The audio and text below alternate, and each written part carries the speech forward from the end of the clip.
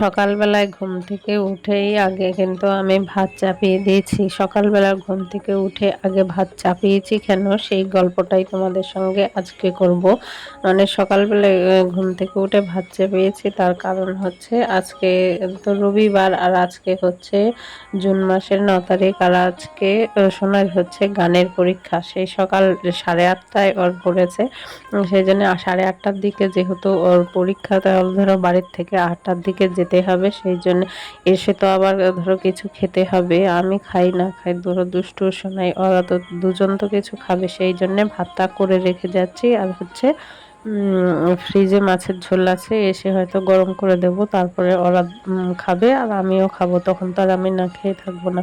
আর এইদিকে ভাতটা বসিয়ে দিয়ে দেখো, যেহেতু প্রচণ্ড রোদ ওঠে আর প্রচণ্ড গরম, বৃষ্টি নেই, সেই জন্যে আমি এই গাছগুলোর গোড়ায় একটু জল দিয়ে দিচ্ছি।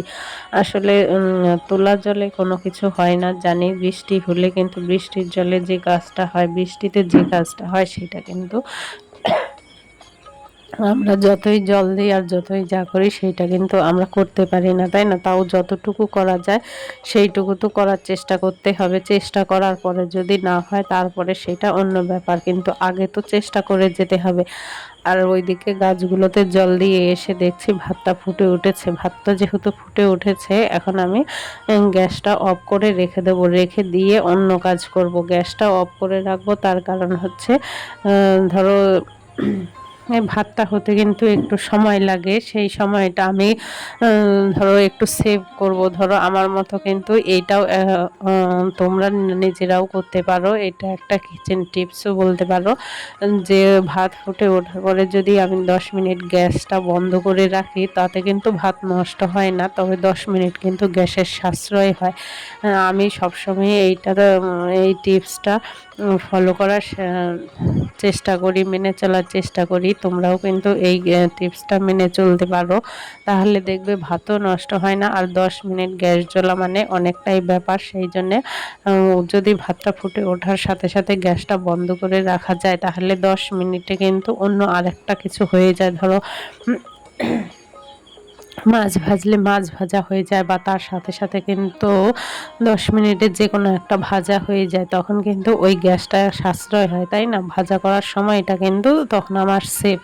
তাহলে একদিন যদি 10 মিনিট করে সেভ করা হয়, তাহলে কিন্তু তোমার মাসের ধরো একটা গ্যাস যদি লাগে, 10 মিনিট করে রাখলে ধরো একদিন না যাক একবেলার রান্না কিন্তু হয়ে যাবে এইভাবে সেভ করে, তাই না? আমি কিন্তু সেইটাই চেষ্টা করি। আর বন্ধ করে দিয়ে কিন্তু চলে এসেছে। এইদিকে দেখো আমি কিন্তু ঘরটাও ঝাড় দিয়ে নিচ্ছি।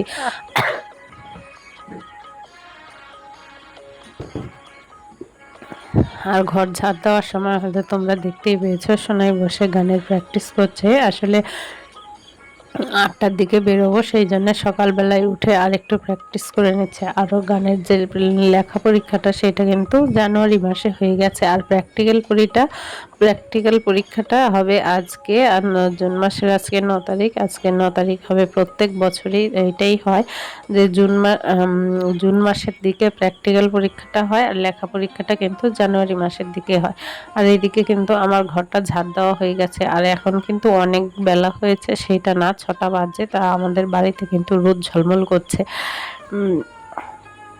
আর এইদিকে দেখো ভাতটা তো ফুটে উঠেছে, বন্ধ করে দিয়েছি, দিয়ে ঘরটা ঝাড় দিয়ে এসেছি। এবার চাটা বসিয়ে দেবো। আর ঘর ঝাড় দেওয়ার আগে না আমি ব্রাশ করে নিয়েছিলাম, মুখটা কিন্তু ধোয়া হয়নি এখনো। তা ভাবছি এইদিকে মুখ টুক ধুতে ধুতে এইদিকে চাটা যদি বসিয়ে দিয়ে যাই, চাটা একটু লো ফ্লেমে বসিয়ে দিয়ে যাব, তাহলে আমি মুখ ধুয়ে আস্তে আস্তে কিন্তু এইদিকে চাটাও হয়ে যাবে। আর দুষ্টু সোনাই বললো যে কখন আসবো না আসবো, এখন আর হরলিক্স খাবে না, ছাতু খেয়ে যাবে। সেই জন্য ওদেরকে ছাতু করে দেব, আর আমি কিন্তু একটু চা বিস্কুট খেয়েই বেরিয়ে যাব। তো এইদিকে চাটা বসিয়ে দিয়ে তারপরে যাব আমি একটু মুখ হাত মুখ ধোবো, ধুয়ে তারপরে এসে চা খাবো আর অন্যান্য কাজ করব। আর বেশি কথা না বলে আগে তোমাদেরকে আমার পরিচয়টা দিয়ে নেই। আর আমার পরিচয় যদি না দিই তাহলে তোমরা আমাকে চিনবে কি করে, তাই না? সেটা চলো আগে আমার পরিচয়টা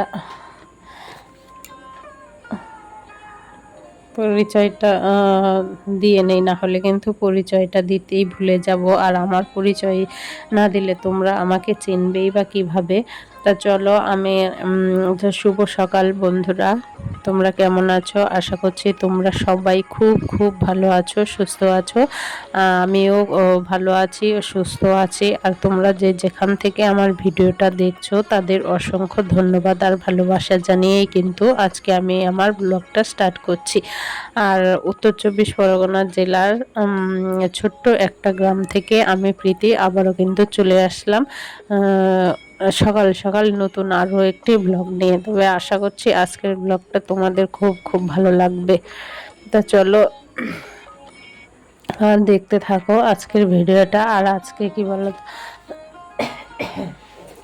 আর আমি মধ্যবিত্ত পরিবারের বউ হয়েও সংসার অল্প আয়ের মধ্য দিয়ে কি করে সেই সংসার চালাই, আর হচ্ছে অল্প আয় দিয়ে সংসার চালিয়ে কিছু টাকা কীভাবে টাকা সেভ করে মেয়েকে ধরো পড়াশোনার পাশাপাশি ধরো গান তবলা শেখাচ্ছি, সেইটাই তোমাদের সঙ্গে শেয়ার করব। আর ওইদিকে কিন্তু দেখো আমার চাটা কিন্তু হয়ে গেছে, এবার চাটা খেয়ে নেব। আর চা খেতে খেতে কিন্তু সোনার সঙ্গেই কথা বলছি। ও বলছে, ও টেনশন করছে, বলছে কি হবে, কি সব কি জিজ্ঞেস করবে, কি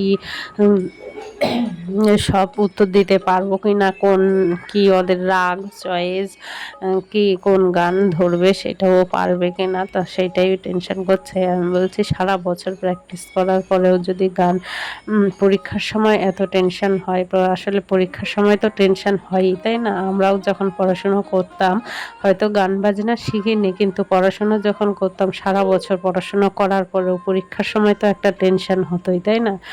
তা সেই রকমই ওদেরও হয়, সেটাই স্বাভাবিক। কিন্তু আমরা সেইটা যতটা পারি টেনশনটাকে দূর করার চেষ্টা করি। তো তাই সেটাই বলছিলাম যে সবসময় তো প্র্যাকটিস করেছিস, এখন আর কিছু হবে না, যা হবে ভালোই হবে। আর যা জিজ্ঞেস করবে সেটা তুই পারবি, ওইসবই বলা বলি করছিলাম। বলাবলি করতে করতে দেখো চা খাওয়ার পরে যে চা খাওয়ার বাসনগুলো রয়েছে সেইগুলোও মেজে নিচ্ছি। আর হ্যাঁ, তোমাদের সঙ্গে যেটা শেয়ার করছিলাম যে মধ্যবিত্ত পরিবারের বউ হয়েও অল্প আয়ের মধ্য দিয়ে সংসার সামলে কিভাবে টাকা সেভ করে মেয়েকে পড়াশোনার পাশাপাশি গান বাজনা শিখছি, সেইটাই তোমাদের বলতে চাইছিলাম। যে হ্যাঁ, ধরো আমাদের তো ছোটোবেলার থেকে অনেক স্বপ্ন থাকে, তাই না? আমাদেরও অনেক স্বপ্ন ছিল আমরা গান শিখবো। ধরো কারো স্বপ্ন ছিল নাচ শিখবে, কারো স্বপ্ন ছিল আঁকা শিখবে। আমাদের কিন্তু হাউস ওয়াইফদের বা মেয়েদের প্রত্যেকেরই কিন্তু এক একটা আশা, এক একটা স্বপ্ন থাকে, তাই না? সেই স্বপ্নটা কিন্তু সবার বাবার ঘরে থেকে সম্পূর্ণ হয় না। সে আর্থিক সমস্যার কারণেই হোক আর যে কোনো সমস্যার কারণেই হোক, সবার কিন্তু স্বপ্নটা পূরণ হয় না, স্বপ্নটা স্বপ্নই থেকে যায়। সেরকম আমারও ছিল কিছু করার, কিন্তু কিছু শেখার, কিন্তু সেইটা হয়ে ওঠেনি আর্থিক সাহায্যের সমস্যার কারণে। সেই রকম আর্থিক সচ্ছলতা ছিল না, সেই কারণে শিখতে পারিনি। তা আমি ভাবছি যে আমার যে স্বপ্নটা, সেইটা যদি ধরো আমার মেয়েদের উপর দিয়ে সেই স্বপ্নটা পূরণ করি, তাহলে আমার কিন্তু অনেকটাই ভাল লাগবে। সেই জন্যেই আমি কিন্তু অল্প আয়ের মধ্য দিয়ে হলেও সংসারের খরচের মধ্যে দিয়ে হলেও কিছু টাকা সেভ করে সেই স্বপ্নটা পূরণ করার চেষ্টা করছি। আর এইদিকে দেখো আমরা কিন্তু রেডি হয়ে গেছি, এখন বেরোবো, সেই জন্য। আর এইদিকে দেখো যেই ক্যামেরাটা অন করেছি দুষ্টু পালিয়ে চলে এসেছে বারান্দার দিকে।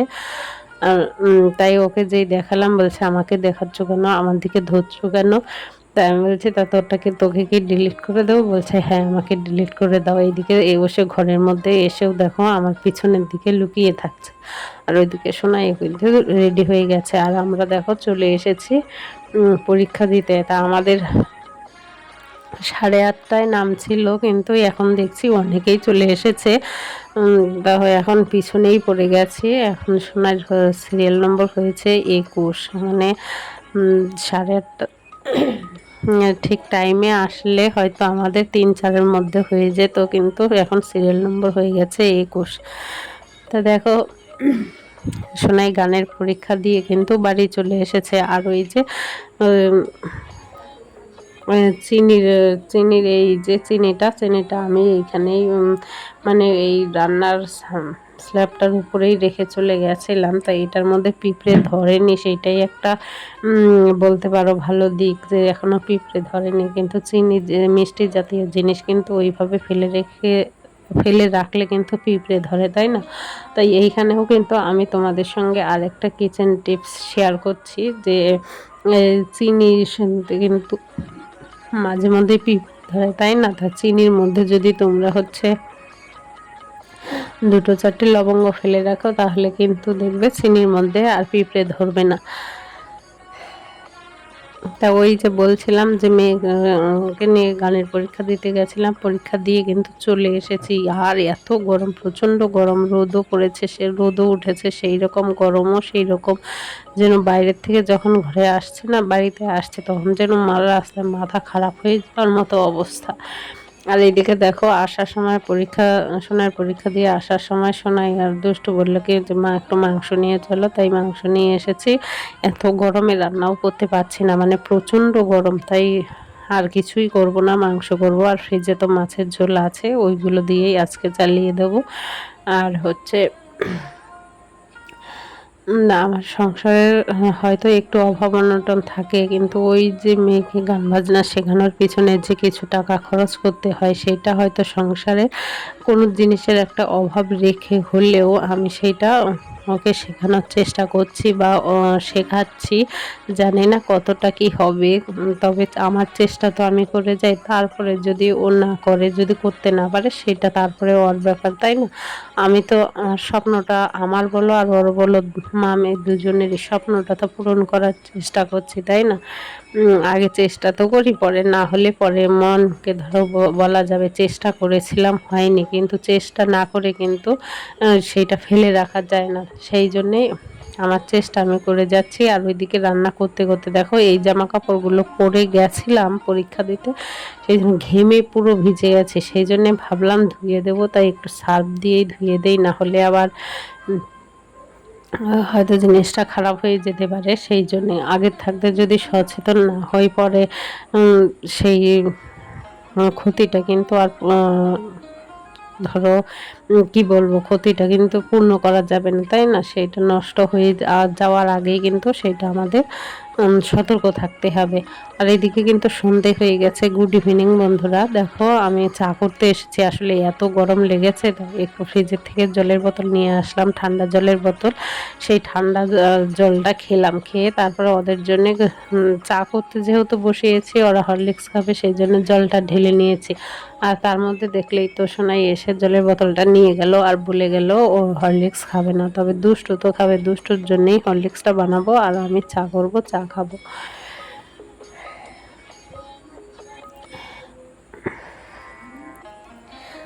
তবে হ্যাঁ, একটা কথা বন্ধুরা, যারা তোমরা আমার ভিডিওটা দেখছো, যদি আমার ভিডিওটা একটুকু ভালো লেগে থাকে, তাহলে কিন্তু অবশ্যই একটা লাইক করো। আর যদি মনে করো কমেন্ট করবে, তাহলে অবশ্যই কমেন্ট করো।